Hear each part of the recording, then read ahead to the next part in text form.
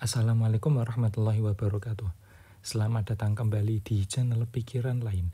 Pada video kali ini saya akan menjelaskan soal yang terdapat pada perka dari BSKAP terkait dengan TKA.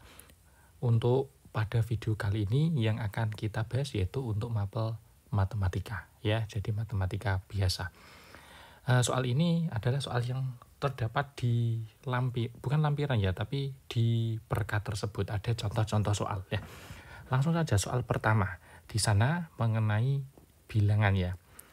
Jadi ini kalau kita bisa perhatikan adalah soal paling mudah ya. Kita hanya diminta mencari nilai dari 1/4 tambah 7/4 kali 8/12. Oke, jelas. Ini operasi hitung bentuk pecahan, berarti yang kita operasikan perkalian dulu.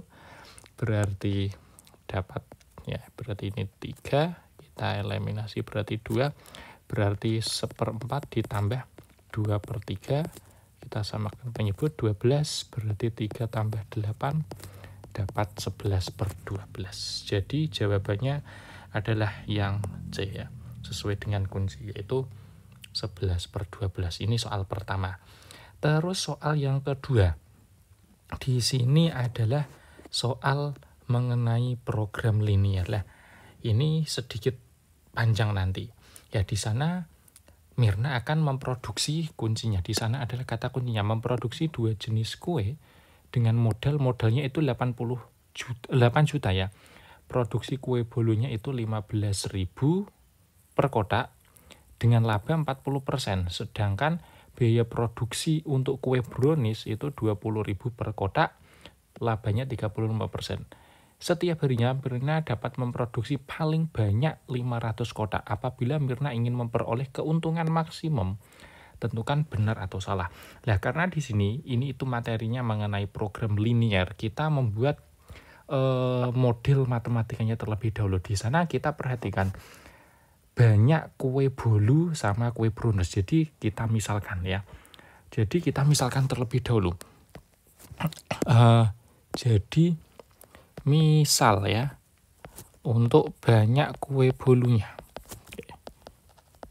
Banyak kue bolu kita misalkan X, sedangkan banyak kue brownies adalah Y. Kita perhatikan. Tadi diketahui bahwa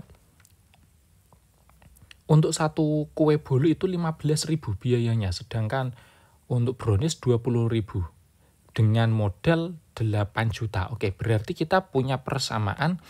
Berarti kan persamaan pertamanya adalah berarti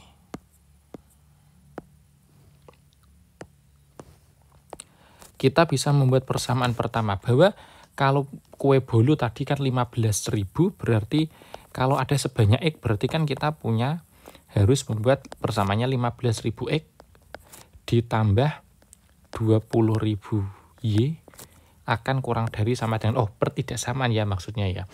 20.000 berarti 8 juta ya. Kenapa kok di sini tandanya kurang dari? Karena biaya produksinya itu tidak boleh, di sini biaya produksinya itu tidak boleh melebihi modal yang ada. Maka di sini kurang dari sama dengan, dan ini bisa kita sederhanakan, berarti sama-sama di sini nolnya kita eliminasikan dan kita bisa bagi dengan 5 ya. Kita bagi dengan 5 berarti kita dapat 15 berarti 3X ditambah berarti bagi 5 berarti 4Y kurang dari sama dengan 8.000 dibagi 5 berarti 1.600. Ini persamaan yang pertama. Yang kedua, di soal tadi juga diketahui bahwa setiap harinya Mirna dapat memproduksi paling banyak 500 kotak ya.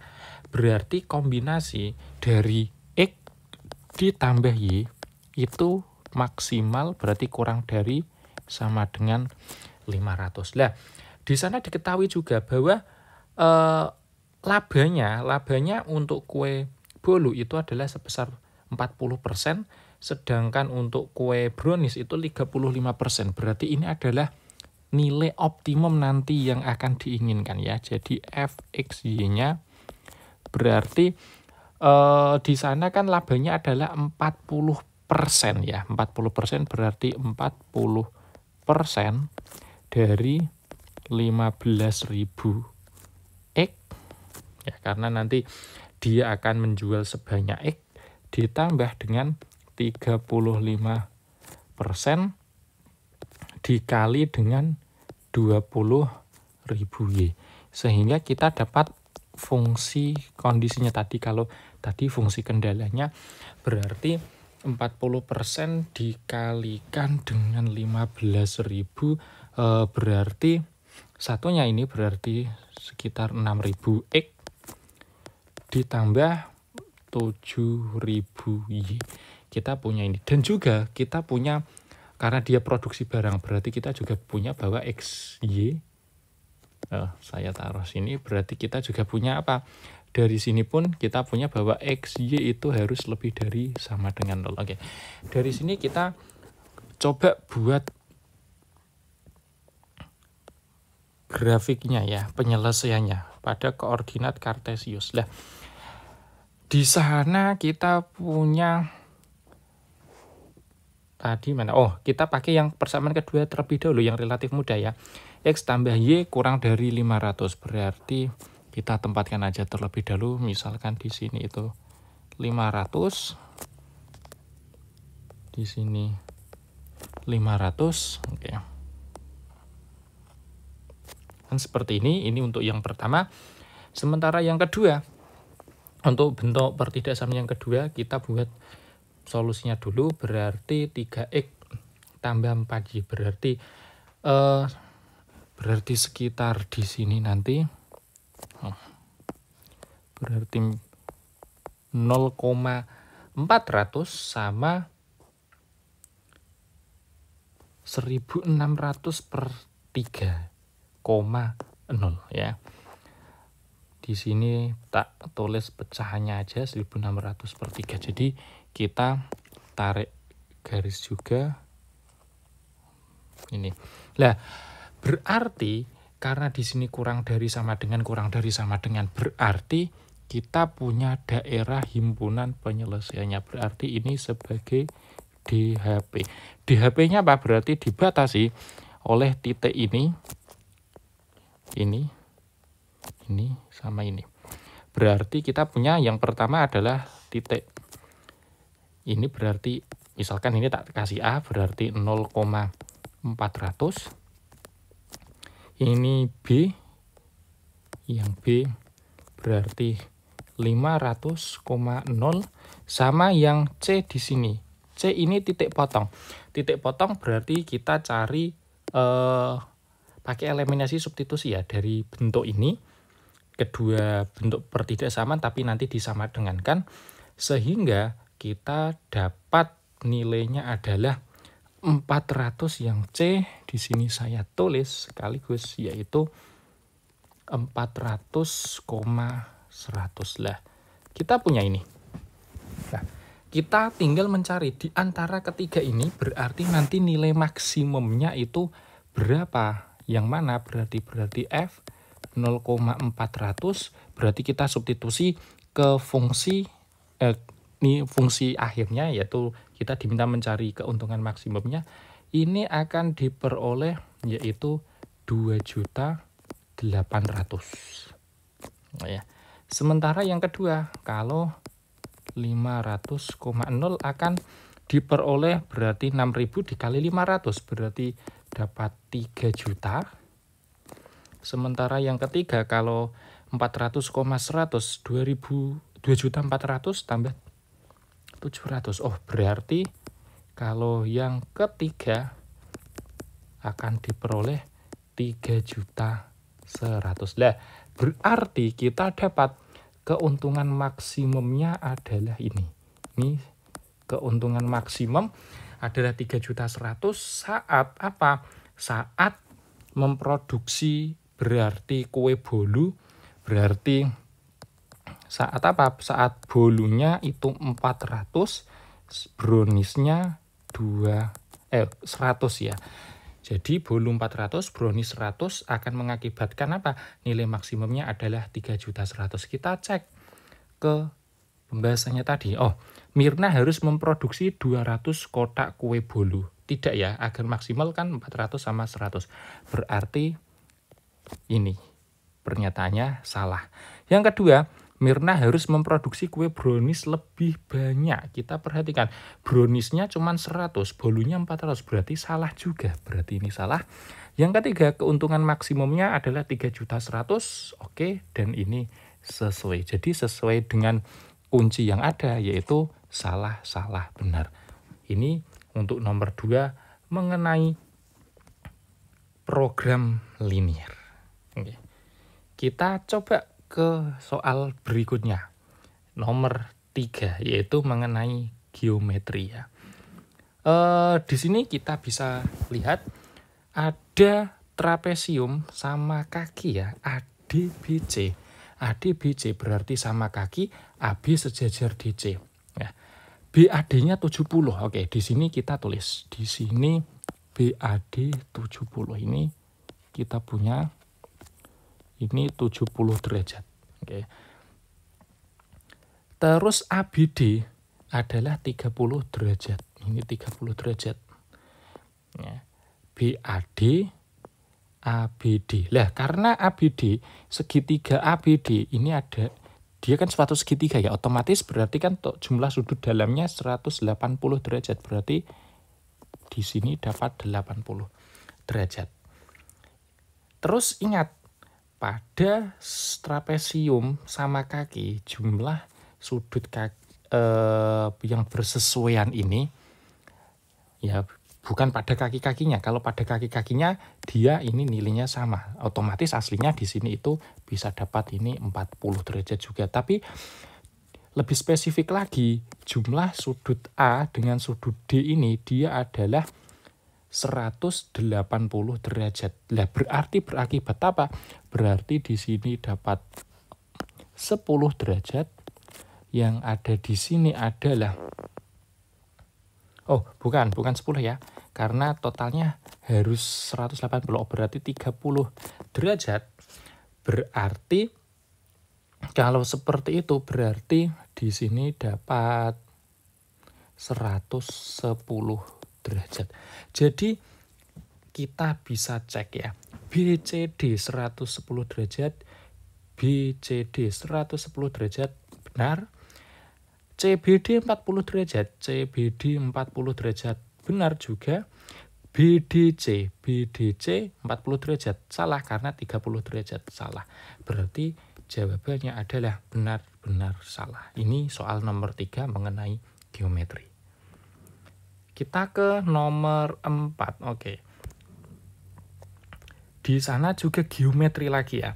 Pada trapesium siku-siku tersebut AB sama dengan 3. Oke. Di sini kita tulis dulu ya. AB-nya di sini adalah 3. Dan AD kurang dari BC. Apakah keliling trapesium tersebut lebih dari 25? Putuskan apakah informasi ini cukup ya. Kita perhatikan.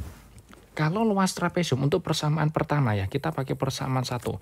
Luas trapesium ABCD 24. Ingat, luas ABCD itu kan setengah kali jumlah sisi sejajarnya, berarti AD tambah BC dikalikan dengan tingginya, karena AB itu tegak lurus berarti dikalikan AB ya. Berarti ABCD berarti dapat 24, berarti setengah AD tambah BC kali 3. Nah, sehingga akan diperoleh apa? Akan diperoleh bahwa AD ditambah BC sama dengan 16 ya. AD tambah BC 16. Lah, padahal kita kalau mau mencari keliling berarti kan kelilingnya kan AD, BC, AB, DC. Berarti kan kita sudah dapat 16 tambah 3 tambah CD. Berarti kita punya nilainya adalah 19 tambah dengan CD. Nah, terus kan kita nggak tahu juga nilai CD. Walaupun di sini kalau kita perhatikan CD, nilai dari CD itu pasti lebih dari sama dengan, lebih dari ya. lebih dari 3 karena AD lebih kecil sama dengan BC. Oh, ada sama dengannya, berarti CD-nya lebih dari sama dengan 3. Nah, berarti kalau kita perhatikan nilai dari CD lebih dari sama dengan 3, berarti akan mengakibatkan apa? Akan mengakibatkan berarti kelilingnya bisa jadi lebih dari 25, bisa jadi kurang dari 25, sehingga kita belum bisa menentukan. Jadi akibatnya apa? Kita belum bisa menentukan, belum bisa menjawab soal, belum bisa menjawab soal. Di sini saya tulis di sini aja. Oke. Nah, sementara ini pernyataan pertama. Kalau kita pakai pernyataan yang kedua, di sana BC-nya, kalau yang kedua, misalkan kita buat trapesiumnya, ya. Misalkan kita membuat trapesiumnya ABCD, ya. Di sana AD-nya 3, BC-nya 10, ya, BC-nya dapat 10, CD-nya adalah 5. Kurang tepat ternyata buatnya, ini AB, CD, BC-nya 10, berarti 10 sisi yang bawah sini, ini 10, sementara CD-nya 5. Oke, kalau kita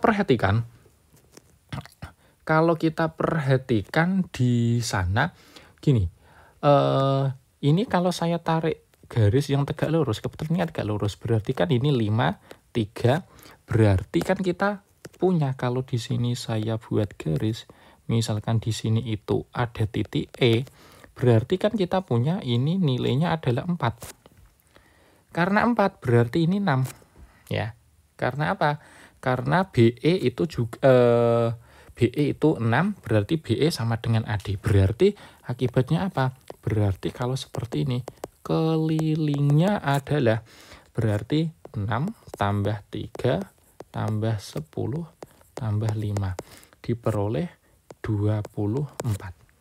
Nah, berarti nilainya apa? Berarti kan kelilingnya itu lebih kecil dari 25. Kan berarti ini kurang dari 25. Sehingga apa? Sehingga sudah menjawab soal walaupun jawabannya salah. Nah, berarti apa? Pernyataan kedua cukup untuk menjawab soal, sedangkan pernyataan pertama tidak. Berarti jawabannya adalah yang B.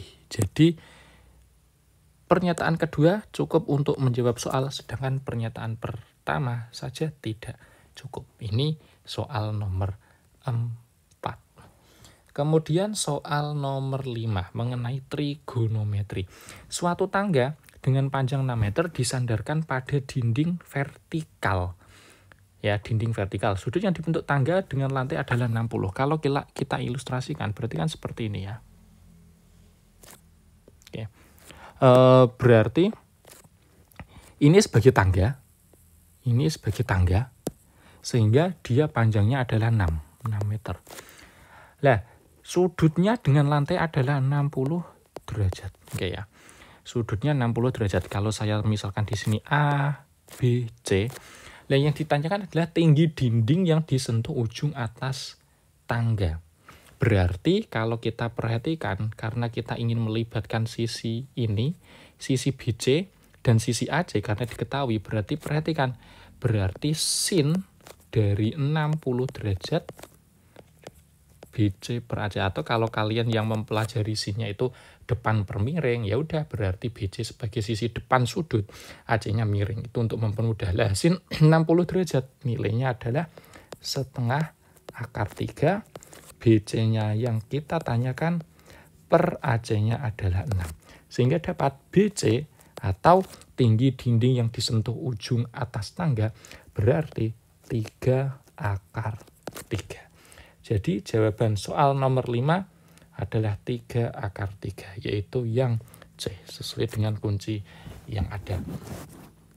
Dan yang terakhir, ya, ini mengenai statistika. Rata-rata nilai 17 ulangan murid adalah 100, dari skala 100 adalah 83. Ada 3 murid yang mengikuti ujian susulan. Ya, sehingga rata-rata nilai ulangan dari 20 murid menjadi 82. Nah, pernyataan ini. Nah, ini misalkan ini itu kasus rata-rata gabungan. Misalkan persamaannya kalau yang umum ini untuk mempermudah saja, yaitu bahwa X bar gabungan itu sama dengan X bar 1 kali N1 ditambah X bar 2 kali N2 dibagi dengan N1 tambah N2. Atau dengan kata lain, X bar itu apa? X bar di sini adalah dia menyatakan rata-rata. Rata-rata kelompok pertama dikali banyaknya anggota kelompok pertama, rata-rata kelompok kedua, banyaknya anggota kelompok kedua, N1 tambah N2, berarti kelompok pertama, kelompok kedua. Lah, N1-nya apa? N1-nya itu 17, X bar 1-nya 83, sementara 3 ini itu adalah N2-nya. Yang kita nanti cari coba X2 barnya ya. Berarti kita punya apa? Dari sini kita peroleh, ini bisa langsung kita substitusi, berarti kita dapatkan rata-ratanya menjadi 82, berarti 82 sama dengan X1 barnya berarti 17 kali 83 ditambah X2 barnya berarti yang belum ada, N2-nya 3 diper 17 tambah 3 berarti dapat 20. Dari sana kita coba langsung hitung saja, berarti kita punya 3x2 bar. Oke ya. 3x2 bar berarti dapat nilainya adalah berapa itu? Tinggal kita operasikan, dapat 229 ya. Di sana dapat 229. Oke.